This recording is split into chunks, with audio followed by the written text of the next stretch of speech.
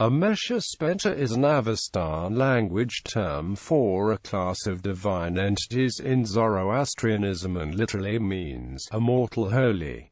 Later Middle Persian variations of the term include the contraction Ameshaspand, as well as the specifically Zoroastrian Mahraspand and Amahraspand, as the great divine sparks. Significantly more common than the non-specific meaning of Amesha Spenta is a restrictive use of the term to refer to the great six divine sparks of Ahura Mazda. In Zoroastrian tradition, these are the first six emanations of the non-created creator, through whom all subsequent creation was accomplished. This fundamental doctrine is only alluded to in the Avesta, but is systematically described in later Middle Persian language texts, in particular in the Bundarashan, an 11th or 12th century work that recounts the Zoroastrian view of creation. The expression Amesha Spenta does not occur in the Gathas, but it was probably coined by Zoroaster himself.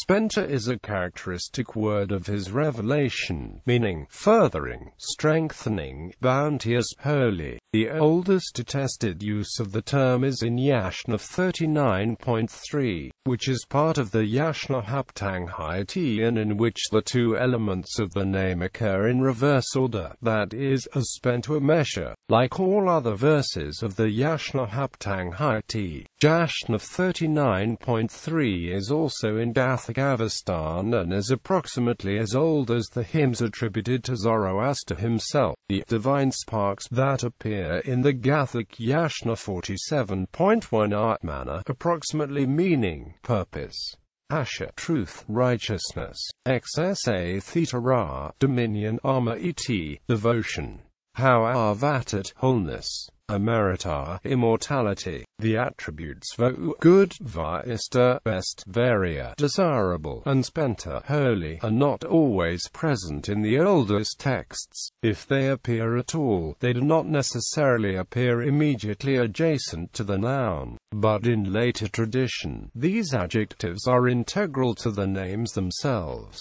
while Voumana, Ashavaista, and XSA Theta Ra Varia are consistently of neuter gender in Avestan grammar. In tradition they are considered masculine. Arma Iti, Vatat, and Emerita are invariably feminine. In the Gathas, each Amesha Spenta represents a good moral quality that mortals should strive to obtain. Thus, the doctrine of the Great Six is that through good thoughts, words, and deeds, each individual should endeavor to assimilate the qualities of an Amesha Spenta into oneself. Each of the six has an antithetical counterpart, and four of the six are already assigned one in the Gathas. Asha Ata is opposed to the Drujet, Voumana is opposed to aka Mana, XSA Theta Ra to do say XSA Theta Ra, and Arma Iti to Tarima Iti. Not evident in the Gathas and first appearing in the younger Avesta are the oppositions of Vatat, wholeness, to Tashna, thirst, and Ameriata, life, to Sud, hunger. These latter assignments reflect Vatat's identification with water and Ameritat's identification with plants. In the Gathas, Asha Ata is the most evident of the six, and also the most commonly associated with wisdom. In the 238 verses of these hymns, Asha Ata appears 157 times.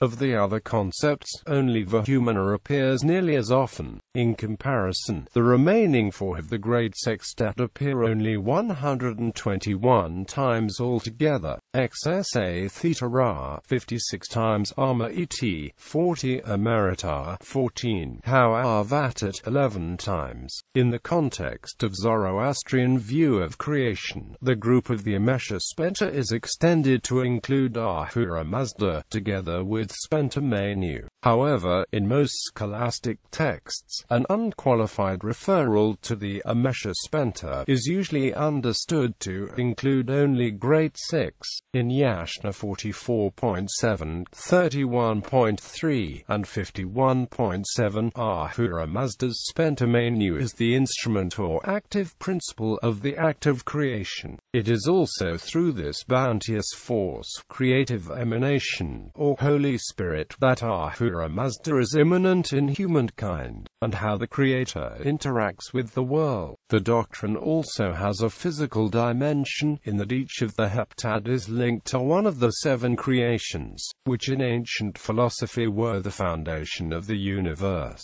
These physical associations are only alluded to in the Gathas and GT, and then so subtly that they are usually lost in translation. A systematic association is only present in later Middle Persian texts, where each of the 7 is listed with its special domain. Ahura Mazda Middle Persian Ormast is the highest spirit.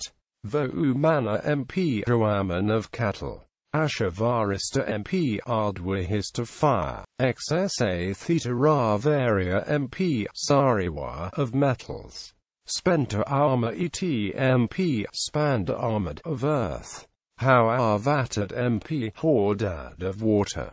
Amaritar MP Amordad of plants. In the Gathas, XSA Theta Ra does not have an association with a specific creation, and it is only in later texts that this Amesha Spenta is considered the guardian of metals. This anomaly is explained in modern scholarship by the fact that, in Stone Age cosmogony, the sky was considered to be the first of the creations, but metal has no place among the creations. This is also reflected in Zoroaster's revelation, where the sky is of the hardest stone. Later, with the advent of bronze and then iron tools, this sky evolved to being of crystal, which was seen as both of stone and of metal. In due course, XSA Theta Ra's association with the stony firmament was eclipsed by the association with the metallic sky, and thence to metals in general. In non-specific usage, the term Amesha Spenta denotes all the divinities that furthered, strengthened creation and all that are bounteous and holy. It not only includes the Ahuris, but also all the other divinities that are alluded to in these texts. In this non-specific sense of the term, Amesha Spenta is then equivalent to the term Yazata. Non-specific usage is significantly less common than the use of the term to specifically denote the great divine sparks. The non-specific usage is particularly evident in the 9th–14th century texts of Zoroastrian tradition, but there are also instances in the Avesta proper where it is used this way. In Yashna 1.2 for instance, the Yazata Atar is declared to be the most active of the Ameshaspand. Even in present-day Zoroastrianism, the term is frequently used to refer to the 33 divinities that have either a day name dedication in the Zoroastrian calendar of that have a yash dedicated to them. This general, non-specific meaning of the term Amesha Spenta also has an equivalent in the Vedic Sanskrit Vishve Amtas, which is the collective term for all supernatural beings. Doctrine. The doctrine of the divine sparks, through the connection with creation, unites ethereal and spiritual concepts with material and manifest objects in their uniquely Zoroastrian way, not only as abstract aspects of Ahura Mazda but also worthy of reverence themselves and personified or represented in all material things. The relationship between Ahura Mazda and the Amesha Spenta is an altogether subtle one. In Yashna 31.11 of the Gathas, Ahura Mazda is said to have created the universe with his thought. In other passages, such as Yashna 45.4, he is described as the metaphorical father of the individual Amesha Spenta, which, even though it is figurative, suggests a familial closeness. In particular, the relationship between Ahura Mazda and Spenta Manu is multifaceted and complex and as hard to define as that of Yahweh and the Holy Spirit in Judaism and Christianity. A veneration for the divine sparks through the living world is still present in modern Zoroastrian tradition and is evident in every religious ceremony, when each of the Ameshaspanda is visibly represented by objects of which they are the guardians. In addition, the first 7 days of the month of the Zoroastrian calendar are dedicated to the great heptad and to creation, acknowledging the preeminence of the Ameshaspanda and so ensuring the inculcation of their doctrine. Ethical and ontological dualism in the same entity accounts for the difficulty which some aspects of the doctrine have presented for Western scholars. The reverence of the Ameshaspanda has been frequently attacked as de facto polytheism, not only in modern times but also the Sassanid era, while the worship of the elements was a repeated accusation during the 4th and 5th centuries. Christian missionaries in 19th century India specifically targeted the immanence of the Ameshaspanda as indicative of Zoroastrian polytheistic tradition. A frequent target for criticism was the Zoroastrian credo, in which the adherent declares, "I profess to be a worshipper of Mazda, follower of the teachings of Zoroaster, one who praises and reveres the Ameshaspanda." Whether one who reveres the Ameshaspanda is by the definition a polytheist is subject to interpretation. Zoroastrians themselves note that ethereal spirit and physical manifestation are not separable and that a reverence of any of Ahura Mazda's creations is ultimately a worship of the Creator. In the second half of the 19th century, Martin Haug proposed that Zoroaster himself had viewed the Ameshaspanda as philosophical abstractions and that a personification of the heptad was